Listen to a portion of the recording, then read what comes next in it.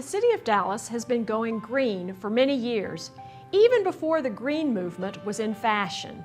Hello, I'm Jill Jordan, Assistant City Manager, leading a dedicated team of city employees working towards achieving a sustainable city. Dallas has impressive achievements. Out of all U.S. cities, Dallas is a top purchaser of clean, renewable power.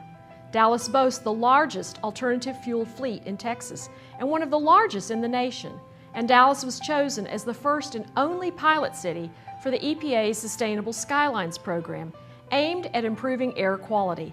In fact, the organization has racked up so many green initiatives and accomplishments over the past 2 decades that the regional director of the U.S. Environmental Protection Agency called Dallas a leader amongst cities, standing ready to be a model for the rest of the nation. In 2009, the City of Dallas received notification indicating that we would receive $12.8 million in Energy Efficiency Conservation Block Grant Formula funding from the U.S. Department of Energy, made possible by the American Recovery and Reinvestment Act. Immediately, we pulled our team together, gathering staff from Public Works, Equipment and Building Services, Housing, and our Office of Environmental Quality. The team was charged with developing a comprehensive strategy for using the formula dollars in a way that was most effective in helping Dallas reduce its negative impact on the energy grid. With that in mind, the decision was made, with approval from the City Council, to allocate the largest percentage of the budget, $11.1 million, on auditing and retrofitting city-owned properties that were the largest consumers of energy.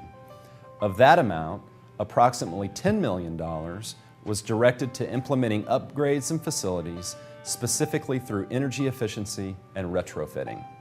The federal funding filled a critical gap in our needs to retrofit 140 city-owned buildings. Some of the buildings retrofitted included places that have a lot of citizen traffic, including the Jack Evans Police Headquarters, where we installed a gas generator, mechanical room controls, and updated lighting in the garage. The J. Eric Johnson Central Library, where we updated lighting in the garage to LED and performed mechanical room controls. And the Centennial Building in Fair Park, where we updated the lighting. These structures had outdated control systems and lighting. On average, the city was spending $2.6 million per year on electricity, heating, and cooling all 140 structures. These funds provided the city a means to install building control systems that will allow us to better maintain our facilities and manage energy costs. Most importantly, the benefits of these radical preserving measures far exceed the grant's funding period. For instance, the residential energy efficiency retrofitting would be the typical example for what the Housing Department can replicate in other neighborhood improvement program areas. This will positively impact the city's energy grid going forward. Furthermore, it produces energy savings that will reduce the need for energy consumption from the Texas power grid, while also cutting down residential costs, allowing homeowners to put forth money towards additional energy-efficient home improvements. In addition, Dallas leveraged the funding opportunity to partner with Encore to conduct energy audits on fire stations, libraries, parks, and recreation centers, police substations, and cultural resource facilities, all of which are buildings that see high public use. The Encore audits allowed us to see what could be upgraded and enhanced to ensure cost savings that would have several benefits. 1, to reduce our impact on the energy grid. 2, to allow the City of Dallas to realize a long-term cost savings that would enable us to budget those dollars to meet other critical needs. And 3, to provide rebates to allow more lighting and control upgrades. I have been a City Council member for 5 years. Representing my constituents is an important task. Part of that task is ensuring that the decisions we make as a city are forward-thinking. EECBG formula funding provided an excellent opportunity for us as a city to look far into the future at the long-term impacts of our energy usage. Staff, with the Council's support, submitted a plan to the Department of Energy that allowed us to reduce energy consumption by 0.9 of a million kilowatt hours every month.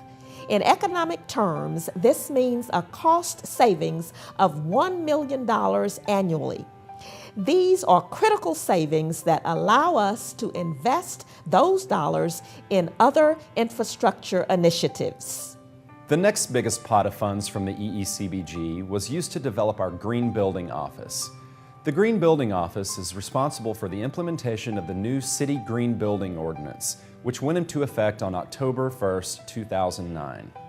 The first phase focuses on energy efficiency and water conservation measures, new residential construction, new commercial buildings less than 50,000 square feet, and new commercial buildings over 50,000 square feet. Phase 2, which will be effective on October 1st, 2012, will require a comprehensive green building standard for all new residential and commercial construction. The Green Building Office component holds long-term value by ensuring that all new building construction adheres to the Green Building Code and principles.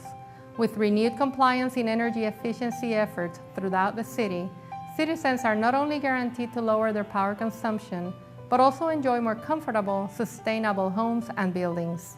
These two important activities made possible through energy efficiency conservation block grant funding, the retrofitting of existing buildings and codified requirements for new ones allows us to address our past energy consumption issues and ensures that we do not construct new buildings that put additional stress on the Dallas energy grid.